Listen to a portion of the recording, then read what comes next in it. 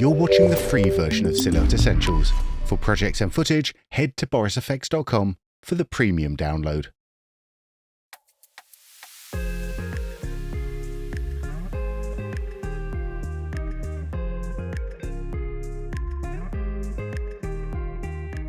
Source Match Move has a couple different applications. One is to have an additional source that contains something that you want to paint onto your primary source. You can track the area of your primary source and then use that tracking data to apply to paint strokes you make using your additional source with Auto Paint Assist.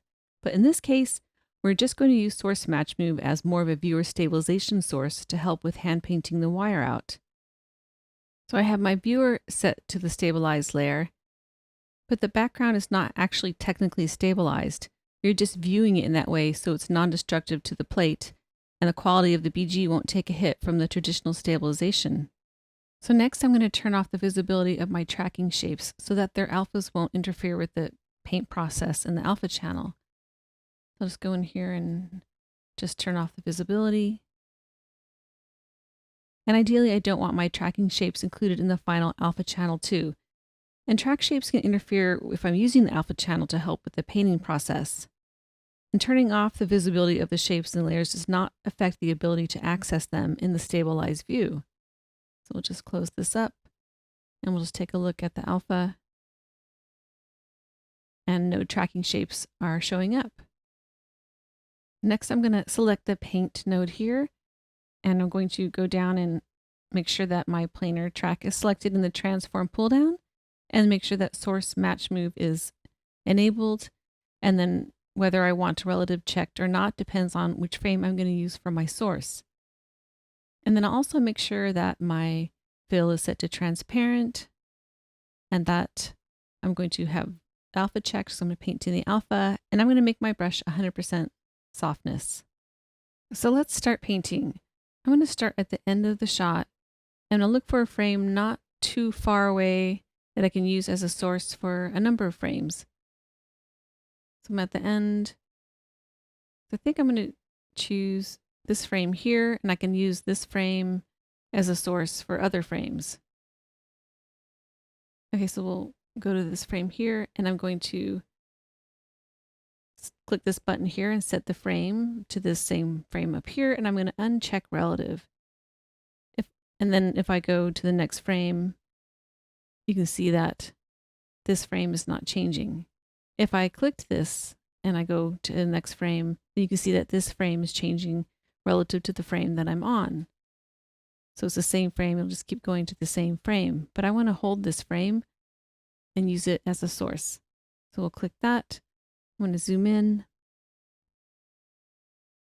I'll go a couple frames away, click the caps lock, and you can see that because I have my source match move enabled, I'm painting on a stabilized plate. And then with wire removals, I always like to paint 100% out with the opacity.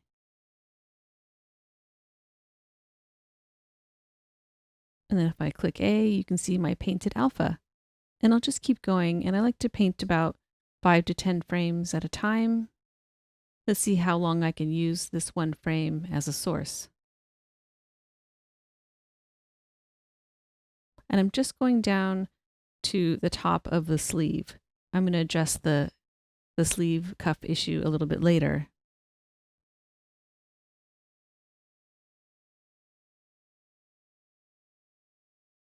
So the source match move technique is really nice for shots that have like a thin wire and not a huge cable going over the plate.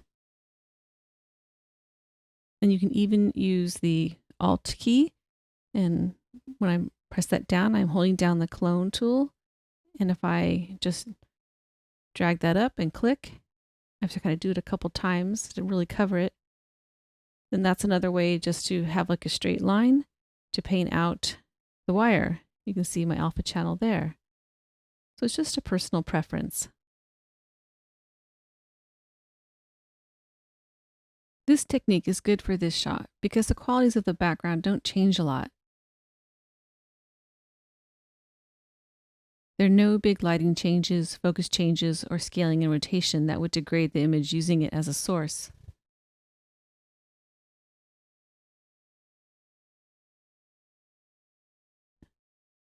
If I start getting really close to the wire in my source frame, I can just go to a different frame.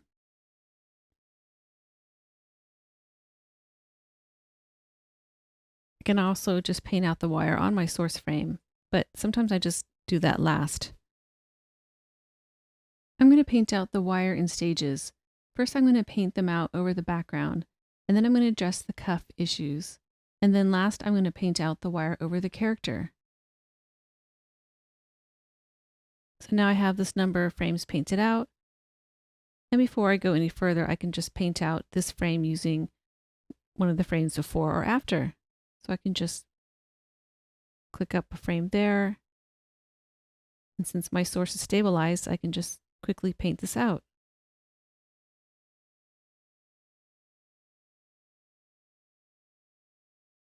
And if the wire gets hard to see, I'll just undo that.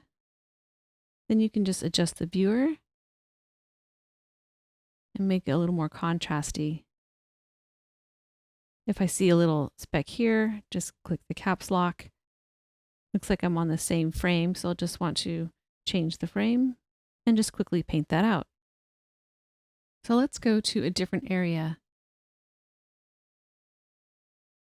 So if I look at this area here, it's a little more challenging to use the same frame because the wire goes back and forth all the time. So in this case, you probably want to use relative. I zoom in here a little bit.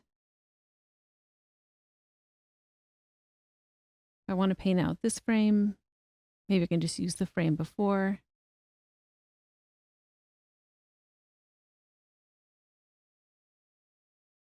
And I'm just going down to where the wire meets the head. In fact, I might just paint a tiny bit into the head because I'll paint this part last. And then I can also adjust these little parts that are at the top of the frame later.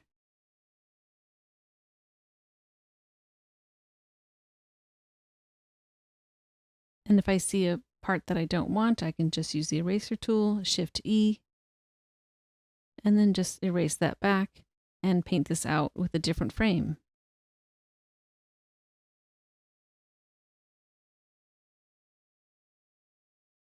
So it's really nice not to have to manually set offsets.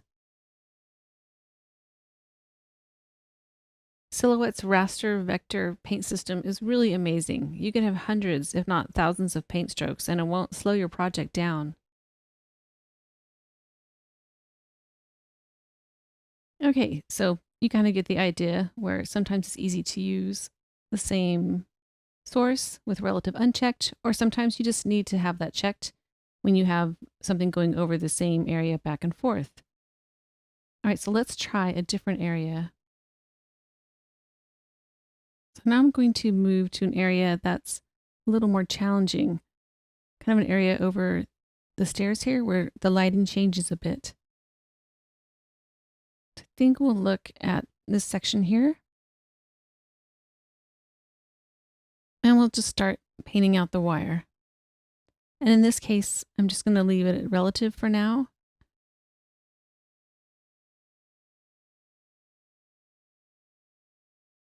So if I start painting, you can see that it's a slightly different color. It might be a little hard to see with the recording, but I can see it's a little bit lighter.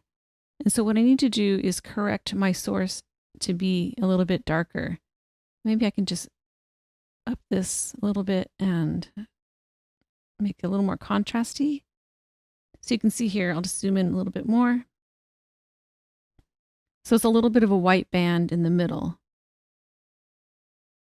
So what I can do is use the grade filter and correct the source. So I click on the grade filter tab here, click the split screen, and then I want to have my compare right in the middle where the wire is. I can click the shift pipe, and pipe is the key above the return key on the keyboard, and that will go right where my cursor is.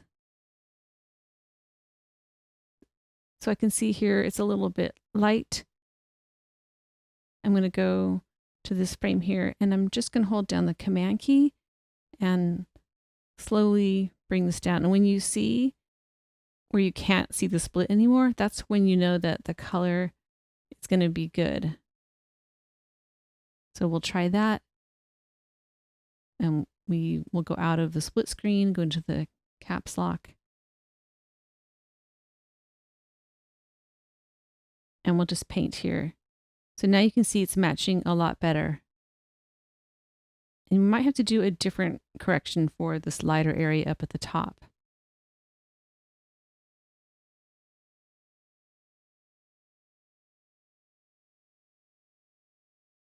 We'll have to make that even a little bit lighter.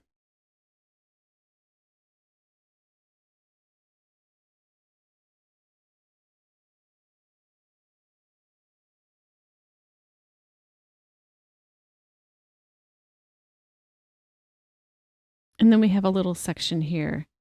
So it's a little bit of a lighter area here, and maybe I'll just make that a lower opacity, 50%, because there's just a slight gradation.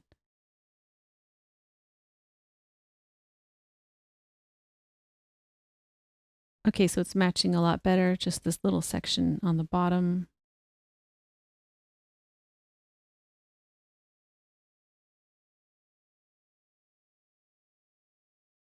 So I'm going to reset the grade filter and find a different frame for that.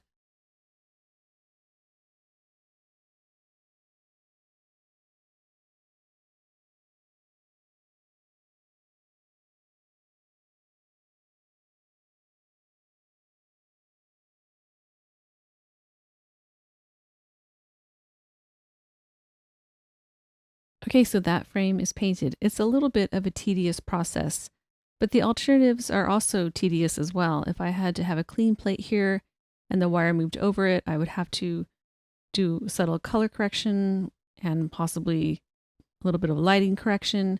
And so if I can just take care of these wires up here with some little offsets and grade filter, they get taken care of pretty quickly. I'm just going to paint a few more frames here.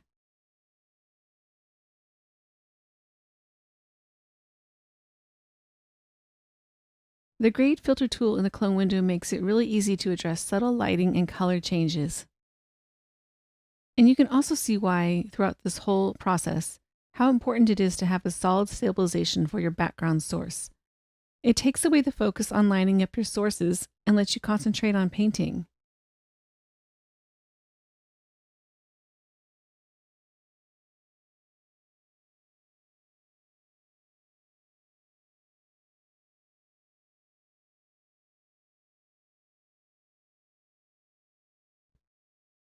To save a little time, I've sped up this part in post.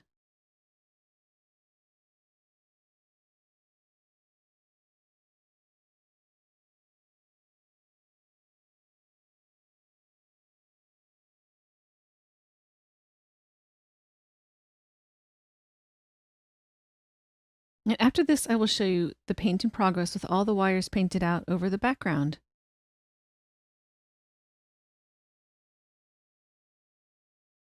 So now I moved over here to show you the section where I painted out the wires over the background. And I'll play this through. So I'm still looking at the shot in the stabilized view. And that's kind of a good way to look at it, especially when you want to QC your paint. Looking for any ghosting of wires. And I don't see any. Just click the alpha, you can see where my paint was. Let's go over to this area up here. That was a little bit problematic. And you can see it looks pretty good. And when you play it back, you're not noticing that a wire was going through this area.